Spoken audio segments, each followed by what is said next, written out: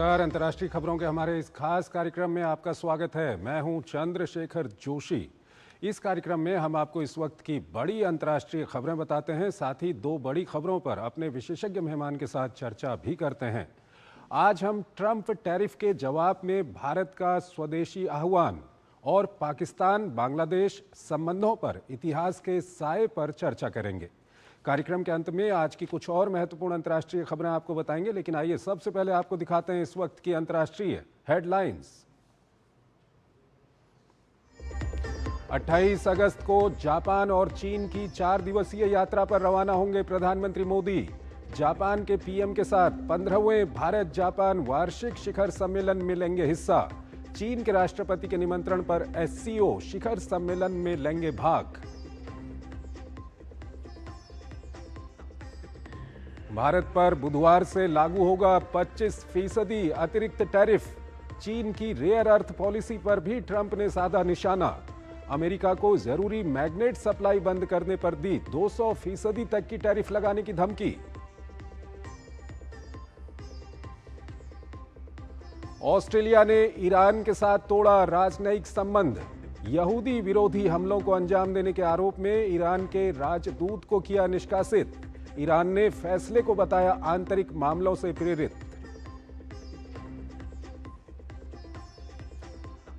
अमेरिकी राष्ट्रपति Donald Trump ने फेडरल रिजर्व की गवर्नर लिसा कुक को पद से हटाने का दिया आदेश। जमीन से जुड़े कागजात में गलत जानकारी देने का आरोप। कुक ने कहा, राष्ट्रपति को बर्खास्त करने का नहीं है अधिकार, इस्तीफा देने से किया इनकार।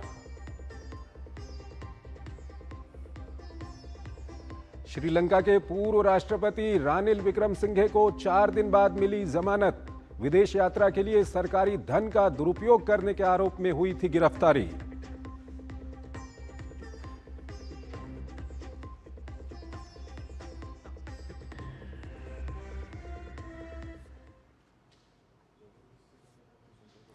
और आइए पहली खबर की ओर आपको लिए चलते हैं। भारत से सामानों के आयात पर 25% अतिरिक्त टैरिफ को लेकर अमेरिका ने नोटिस जारी कर दिया है। तो वहीं भारत ने भी साफ कर दिया है कि वो किसी दबाव के आगे झुकेगा नहीं।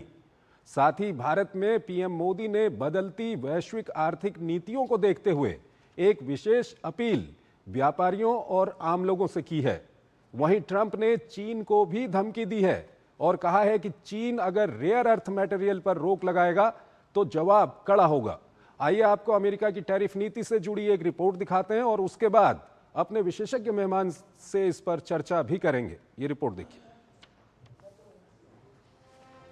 अमेरिका के राष्ट्रपति डोनाल्ड ट्रंप टैरिफ को हथियार बनाकर पूरी दुनिया को साधने की कोशिश में लगे हुए हैं। साथ ही वो टैरिफ के जरिए अपनी राजनीति को भी चमकाने में लगे हुए हैं। ताजा घटनाक्रम में अमेरिका ने भारत को एक नोटिस जारी कर कहा है कि वो 27 अगस्त से भारत पर 25% अतिरिक्त टैरिफ लगाएगा, यानी भारत से कुल 50% टैरिफ वसूल करेगा। अमेरिकी होमलैंड सिक्योरिटी विभाग द्वारा जारी नोटिस में कहा गया है कि ये शुल्क रूस द्वारा अमेरिका के लिए उत्पन्न खतरे के जवाब में लगाए जा रहे हैं।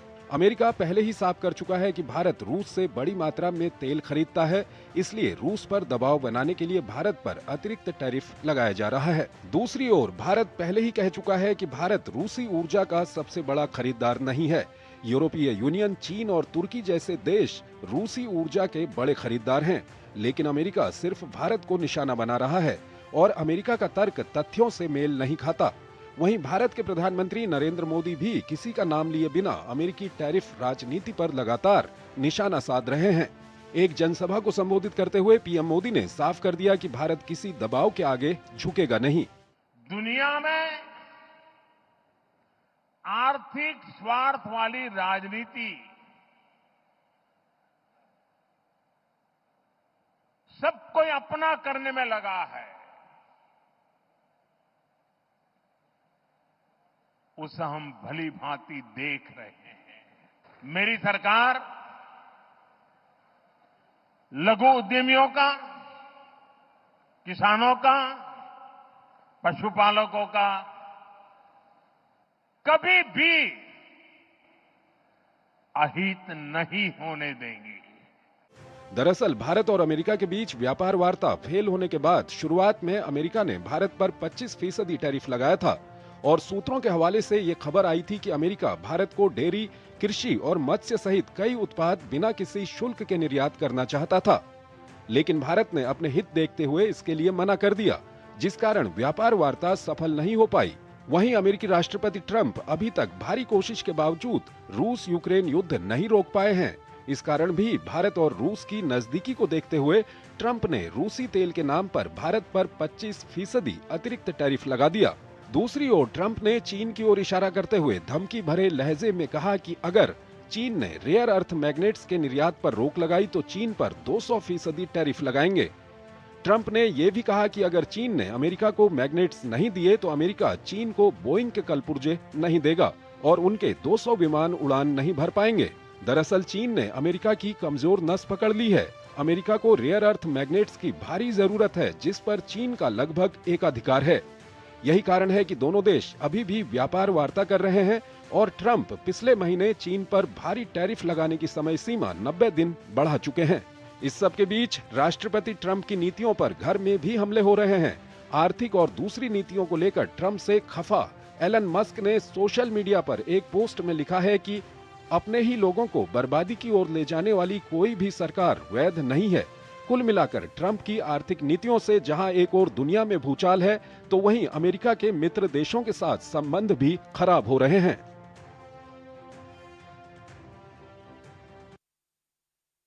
खबर पर ज्यादा बात करने के लिए हमारे साथ जुड़ रहे हैं प्रोफेसर गुलशन सचदेवा, SIS JNU से हैं। प्रोफेसर साहब, बहुत बहुत स्वागत है आपका हमारे इस कार्यक्रम में।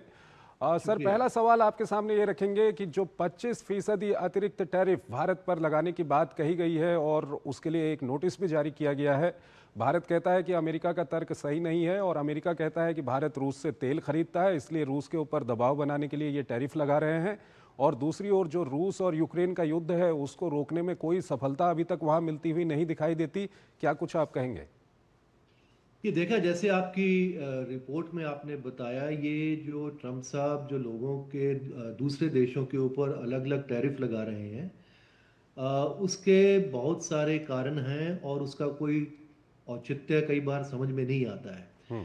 कई बार जब उन्होंने शुरुआत किया था तब उन्होंने ये कहा था कि हमारा क्योंकि बहुत सारा उनके साथ व्यापार का घाटा है, हम्म। उस घाटे को पूरा करने के लिए हम लगा रहे हैं। उसके बाद अभी जैसे भारत के ऊपर नया जो 25% लगा रहे हैं वो ये है कि कह रहे हैं कि आप वहाँ से तेल खरीद रहे हैं, हम्म। इसलिए आप जो है वहाँ की जो अर्थव्यवस्था है रूस की, उसको आप सहारा दे रहे हैं। तो उन जैसे आपने अपनी रिपोर्ट में कहा, हमारे विदेश मंत्री ने भी कहा कि ये सब जो तथ्य हैं, हम्म। ये जो बातें कर रहे हैं वो तथ्यों से बिल्कुल परे हैं। और ऐसा नहीं है कि सिर्फ भारत वहाँ से तेल खरीद रहा है, बाकी देश भी खरीद रहे हैं, इनफैक्ट यूरोप के देश भी खरीद रहे हैं। लेकिन अब वो दोनों तरफ से कहने की बातें हैं, लेकिन बात सिंपल ये है कि कल से अगर हमारे निर्यातों के ऊपर 50% शुल्क लग जाएगा तो उसका तुरंत परिणाम कुछ इंडस्ट्रीज को जरूर पड़ेगा, चाहे वो टेक्सटाइल इंडस्ट्री हो, डायमंड इंडस्ट्री हो, कुछ और जो हमारे उद्योग है, खासतौर से झींगा मछली है, दूसरे हैं। तो हमको एक रणनीति जो मुझे लगता है सरकार उसके बारे में तैयार किया हुआ है उन्होंने। हम्म।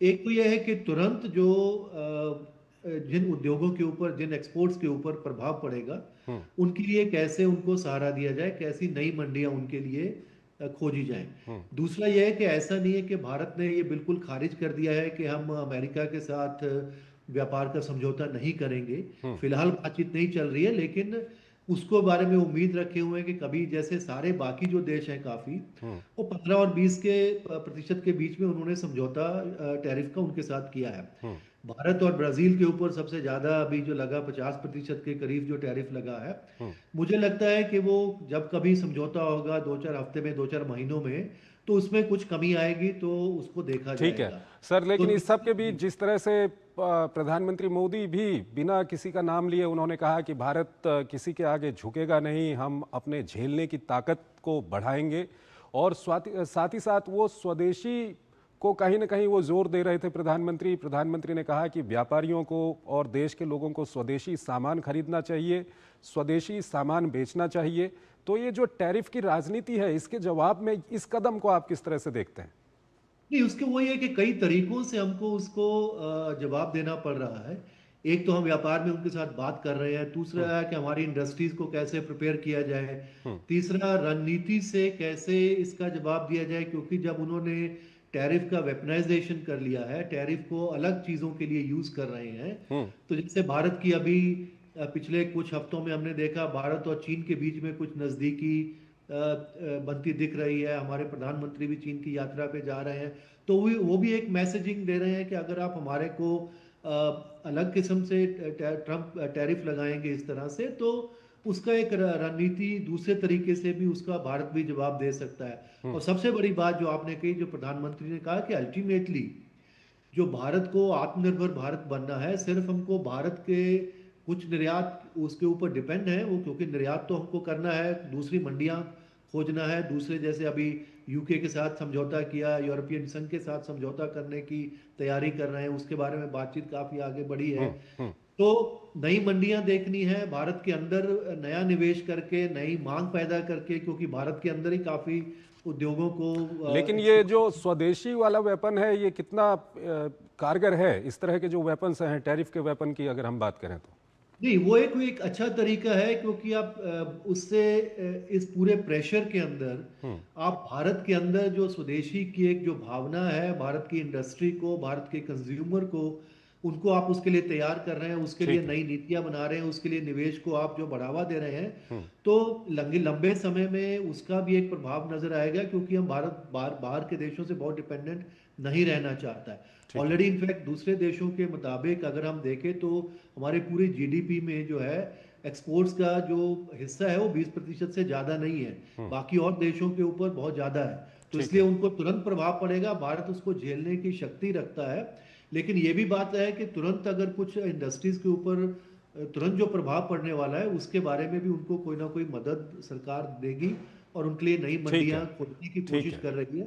तो ये सारी बातें आर्थिक तौर से, रणनीतिक तौर से और भारत की जो आत्मनिर्भरता है उसको बढ़ा के मिला जुला उसको अपने भारत के लिए उसको तैयार कर रहा है अपने आप। ठीक है, बहुत बहुत शुक्रिया सर आपका हमारे इस कार्यक्रम में जुड़ने के लिए। और हम दर्शकों को बता दें कि अभी हम एक और विषय पर एक और खबर आपको दिखाएंगे और उस पर अपने विशेष मेहमान से बातचीत भी करेंगे, लेकिन एक छोटा सा ब्रेक लेते हैं यहाँ पर।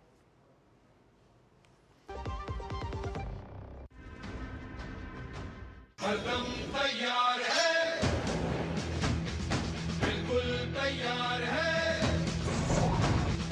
हरदम तैयार है, बिल्कुल तैयार है, जी जाने से तैयार है, इसीलिए तो हम लहरों के पहरेदार हैं। जय भारती, जय भारती, हम है नौसेना, हम है भारत के सारथी।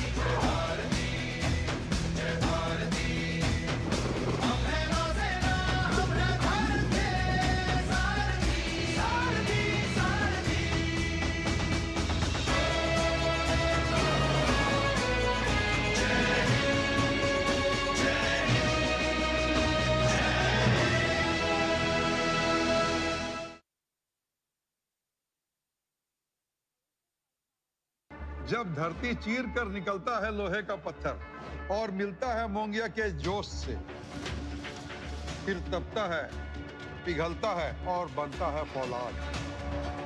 अब होता है सरिया सारी खूबियों के साथ। मोंगिया स्टील, मजबूत देश का मजबूत सरिया। फिर ये डुगडुगी गई कहाँ? पापा के साथ साथ सारे सपने भी चले गए, पर अपने बच्चों के सपनों के साथ ऐसा कुछ नहीं होने देना। वो कैसे? पहले से लाइफ इंश्योरेंस का टर्म प्लान ले रखा है। बड़े भैया, सपनों को रखो सुरक्षित टर्म प्लान के साथ। सबसे पहले लाइफ इंश्योरेंस। गोल्डी छोले मसाले, जहाँ जाएं रिश्ते बनाएं। गोल्डी लाए हैं फ्रेश लॉक टेक्नोलॉजी, जो रखे मसालों को हर समय फ्रेश। स्वागत है आपका ब्रेक के बाद। अगली खबर की ओर आपको लिए चलते हैं। बांग्लादेश में मोहम्मद यूनुस के नेतृत्व में अंतरिम सरकार पाकिस्तान के साथ संबंधों को मजबूत करने में लगी हुई है। वहीं पाकिस्तान भी अब बांग्लादेश में खास रुचि दिखा रहा है।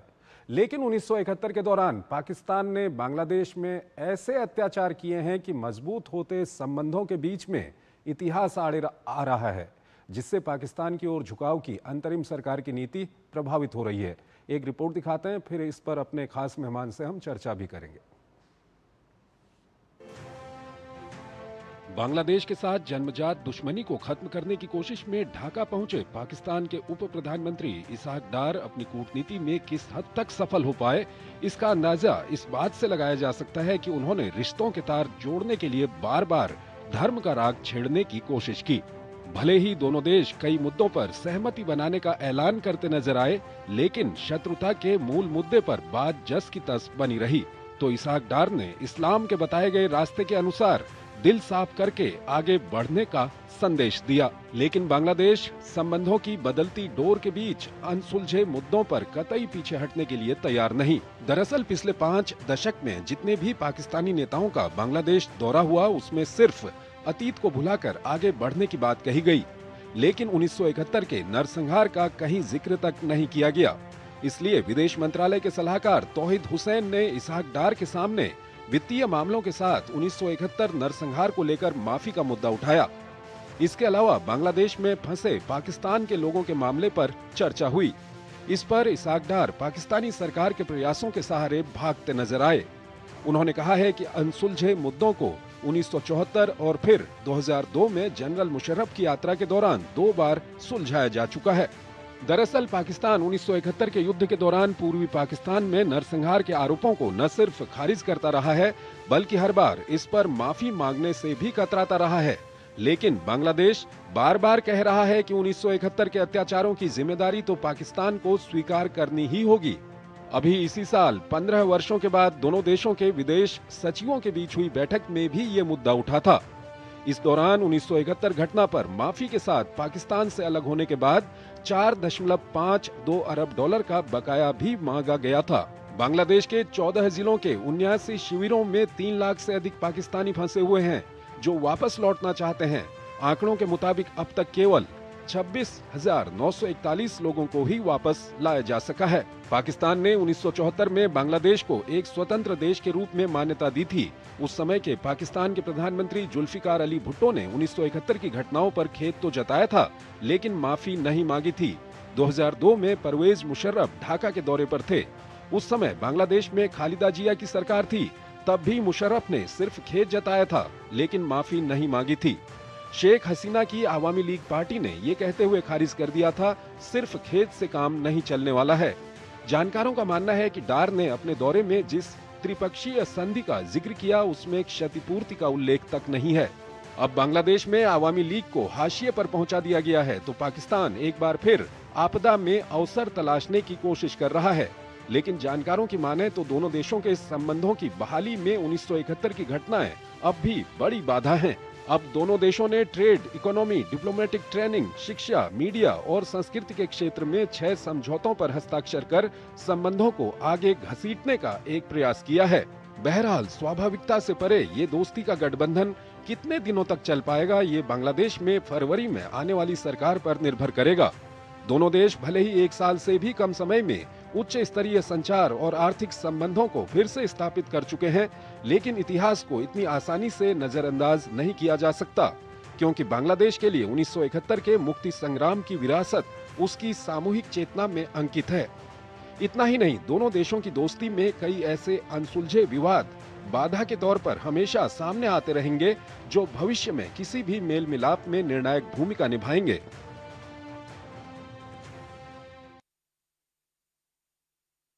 करने के लिए हमारे साथ जुड़ रहे हैं डॉक्टर स्मृति एस पटनायक, रिसर्च फेलो हैं IDSA के। पटनायक साहब, बहुत बहुत स्वागत है आपका हमारे इस कार्यक्रम में। पटनायक साहब, बांग्लादेश और पाकिस्तान के बीच में प्यार की कहानियां चल रही थीं, लेकिन इतिहास कहीं न कहीं विलन बन के आ गया, क्या कुछ कहेंगे आप? इतिहास सब समय पाकिस्तान और बांग्लादेश रिलेशनशिप में विलन रही है। ये पहले दफा नहीं है कि जहाँ पे इसके बारे में बातचीत हो रही है, लेकिन पहले भी आपको अगर याद होगा 1990s में जब स्ट्रैंडेड पाकिस्तानीज, जो उर्दू स्पीकिंग बिहारी पॉपुलेशन है, जो बांग्लादेश में पाकिस्तान रिजिम को सपोर्ट किए थे 1971 में, उनका वापसी जाने का 2 बार अटेम्प्ट किया गया था 1990s में।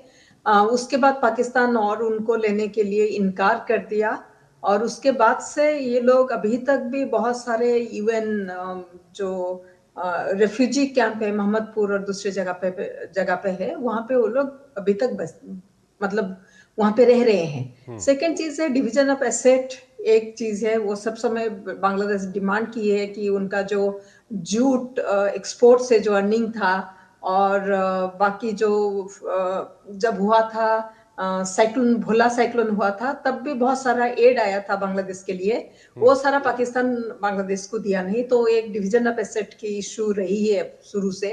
और तीसरी जो इशू है वो माफी।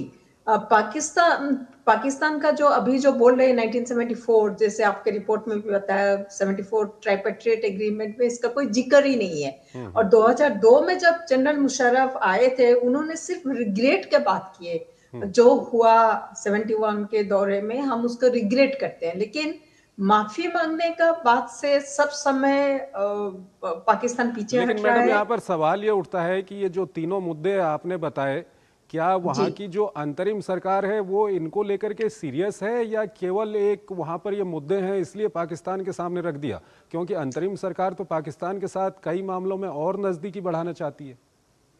नजदीक तो बढ़ाना चाहती है, लेकिन ये जो इश्यूज है बहुत मायने रखता है। बांग्लादेश का लिबरेशन वार, और बहुत सारे लोग हैं जो कि लिबरेशन वार में इन्वॉल्व थे, अभी तक उनके लिए ये तीनों जो मुद्दा है, स्पेशली डिवीजन ऑफ एसेट और जो माफी का मुद्दा है, बहुत ही इमोशनल मायने रखता है। क्योंकि बांग्लादेशीज अभी तक भूल नहीं पाए हैं कि 71 में पाकिस्तान का ऑपरेशन सर्च लाइट के दौरान 3 मिलियन जो मारा गए थे, 10 मिलियन रेफ्यूजी बने थे।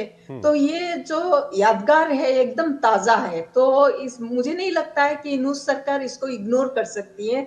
ये मुद्दा बार बार आएगी। जैसे फॉरेन सेक्रेटरी लेवल का टॉक हुआ था, ये मुद्दा भी तभी भी रेज किया था बांग्लादेश। तो मुझे इसीलिए सरप्राइज नहीं हूँ कि अभी फिर ये मुद्दा आया। ये मुद्दा बार बार आएगा, पहले भी आया था, और अभी जब इम्प्रूवमेंट ऑफ रिलेशनशिप का बात करेंगे ये मुद्दा आएगा, क्योंकि ये अनरिजॉल्व्ड इश्यू बिटवीन क्योंकि वहां पर मैडम जल्द ही चुनाव की घोषणा भी हो सकती है। फरवरी में वो चुनाव कराने की बात कर रहे हैं। हालांकि उन चुनावों को टालने की खूब कोशिश हो रही है। अगर चुनाव होते हैं तो चुनाव में ये मुद्दे बन सकते हैं क्या वहां पर? चुनाव में शायद ये मुद्दा नहीं, मेजर मुद्दा नहीं रहेगा, लेकिन ये मुद्दा क्योंकि इसमें जैसे domestic concern reforms, constitutional reform जो अभी प्रपोज किया गया है, केयरटेकर रिजिम, जो पॉलिटिकल पार्टी अपना कैंपेन शुरू करेंगे, ये सारे डोमेस्टिक मुद्दे में मुझे लग रहा है वो होगा। लेकिन आप अगर देखेंगे बायलैटरल रिलेशनशिप, ये मुद्दा कोई भी सरकार आएगा, जैसे 2002 का बात हम कर रहे हैं, 2002 में तो बीएनपी था पावर में, जिनको क्लोज माना जाता है कि पाकिस्तान को बीएनपी क्लोज है, लेकिन फिर भी मुद्दा उठा था। तो ये मुद्दा बरकरार रहेगा जब तक पाकिस्तान अपोलॉजी नहीं देगा, और मुझे नहीं लग रहा है कि पाकिस्तान कभी अपोलॉजी देगा। बहुत बहुत शुक्रिया मैडम आपका, आप हमारे इस कार्यक्रम में जुड़ी और अपना महत्वपूर्ण विश्लेषण आपने हमारे दर्शकों के साथ साझा किया। इसी के साथ अंतर्राष्ट्रीय खबरों के इस कार्यक्रम को हम यहीं पर समाप्त करते हैं, और अभी हम इस कार्यक्रम को समाप्त नहीं करेंगे, एक ब्रेक लेते हैं यहाँ पर। ब्रेक के उस पार कुछ और अंतर्राष्ट्रीय खबरें आपको बताएंगे। इस घर में अंडे देने से हमें कोई नहीं रोक सकता। मैं रोक सकता हूँ। तुम्हें पता नहीं हमें एडीज मच्छर जो फैलाते हैं डेंगू और चिकनगुनिया। मास्टर जी ने स्कूल में डेंगू मच्छर से बचने की सारी जानकारी दी है। अच्छा बच्चों, हमें चैलेंज जगह तो जरूर मिलेगी। नहीं मिलेगी, नहीं मिलेगी। यहाँ तो पूरे इंतजाम है। डेंगू की रोकथाम के लिए कूलरों के पानी को हर हफ्ते बदलें, बाल्टी और टंकियों को अच्छी तरह से ढककर रखें, पूरी आस्तीन के कपड़े पहनें, मच्छर भगाने वाली क्रीम, कॉइल और अगरबत्ती का इस्तेमाल करें। डेंगू से लड़े मतलब डेंगू से बचे। LIC लाया है unit linked insurance plan index plus. जीवन बीमा पाइए और निफ्टी स्टॉक्स के साथ अपने मार्केट रिटर्न्स को तेजी से बढ़ाइए। इस अट्रैक्टिव कॉम्बिनेशन के साथ अपना कल सुरक्षित कीजिए। सिर्फ 2500 रुपए मंथली प्रीमियम से शुरुआत कीजिए। आज ही LICindia.in पर जाएं। Work from home, high salary, बस एक क्लिक में। अरे वाह! अनजान लिंक्स पर क्लिक मत कीजिए। RBI कहता है जानकार बनिए, सतर्क रहिए। मेरी पसंद, मेरी पसंद, मेरी पसंद, मेरी पसंद,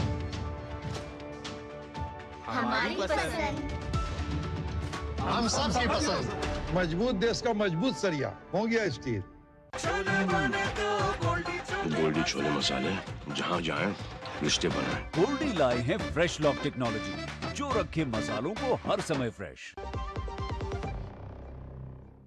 स्वागत है आपका। ब्रेक के बाद अंतर्राष्ट्रीय खबरों के इस कार्यक्रम को हम यहीं पर समाप्त करते हैं, लेकिन जाते जाते आपको छोड़ जाते हैं आज की कुछ और महत्वपूर्ण अंतर्राष्ट्रीय खबरों के साथ।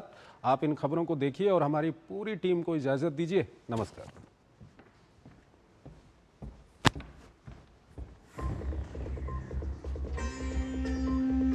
तियानजिन में अगले हफ्ते होने वाली एससीओ बैठक में 20 से ज्यादा देशों के नेता शामिल होंगे। इसमें भारत के प्रधानमंत्री नरेंद्र मोदी, रूस के राष्ट्रपति व्लादिमीर पुतिन सहित मध्य एशिया, मध्य पूर्व, दक्षिण एशिया और दक्षिण पूर्व एशिया के कई राष्ट्राध्यक्ष शामिल होंगे। अमेरिकी राष्ट्रपति डोनाल्ड ट्रंप की टैरिफ नीतियों और यूक्रेन युद्ध को लेकर हो रही दबाव की राजनीति के बीच इस बैठक को काफी अहम माना जा रहा है। 31 अगस्त और 1 सितंबर को होने वाली इस बैठक में ग्लोबल साउथ की एकता दिखेगी और अमेरिका में सत्ता परिवर्तन के बाद चीन, ईरान, रूस और भारत जैसे देशों पर अमेरिकी आर्थिक और दूसरे दबावों का कड़ा जवाब मिलेगा। अमेरिका के राष्ट्रपति डोनाल्ड ट्रंप ने उत्तर कोरिया के शासक किम जोंग उन से मुलाकात की इच्छा जताई है। ट्रंप ने ये बात दक्षिण कोरिया के राष्ट्रपति ली जे म्योंग से मुलाकात के दौरान कही। ट्रंप ने मजाकिया अंदाज में कहा कि वो उत्तर कोरिया में ट्रंप टावर बनते हुए देखना चाहते हैं और वहां गोल्फ खेलना चाहते हैं। ऑस्ट्रेलिया ने ईरान के साथ अपने राजनयिक संबंध तोड़ते हुए तेहरान में अपने दूतावास को बंद कर दिया है। इसके साथ ही ईरान के राजदूत को भी 7 दिन के भीतर ऑस्ट्रेलिया छोड़ने को कहा है। वहीं ऑस्ट्रेलिया के प्रधानमंत्री ने ईरान के रेवोल्यूशनरी गार्ड को आतंकी संगठन घोषित कर दिया है। ऑस्ट्रेलिया ने यह फैसला देश में यहूदी विरोधी हमलों में ईरान का नाम सामने आने के बाद लिया। वियतनाम में तूफान काजिकी ने लोगों के जनजीवन को अस्त व्यस्त कर दिया है। इस तूफान की चपेट में आकर अब तक 3 लोगों की मौत हो चुकी है। वहीं लगभग 1 दर्जन लोग घायल हैं। वियतनाम का मध्य और उत्तरी क्षेत्र काजिकी से सबसे अधिक प्रभावित है। फिलहाल काजिकी लाओस में प्रवेश कर चुका है और कमजोर होकर एक उष्णकटिबंधीय दबाव क्षेत्र में बदल गया है। अमेरिका के राष्ट्रपति डोनाल्ड ट्रंप ने होम लोन धोखाधड़ी के अप्रमाणित आरोपों के बीच फेडरल रिजर्व की गवर्नर लीसा कुक को हटाने का आदेश दिया है। ये एक अभूतपूर्व कदम है जिससे अमेरिका में केंद्रीय बैंक की स्वतंत्रता को लेकर कई सवाल उठ रहे हैं। जापान ने चीन पर पूर्वी चीन सागर के विवादित जल क्षेत्र में गैस क्षेत्रों का एक तरफा विकास करने का आरोप लगाते हुए विरोध दर्ज कराया है। सोमवार देर रात जारी एक बयान में जापान के विदेश मंत्रालय ने कहा कि उसने दोनों देशों के बीच मध्य रेखा के पश्चिम में जल क्षेत्र में चल रहे निर्माण को लेकर आपत्ति दर्ज की है। चीन ने इस पर कोई त्वरित प्रतिक्रिया नहीं दी है।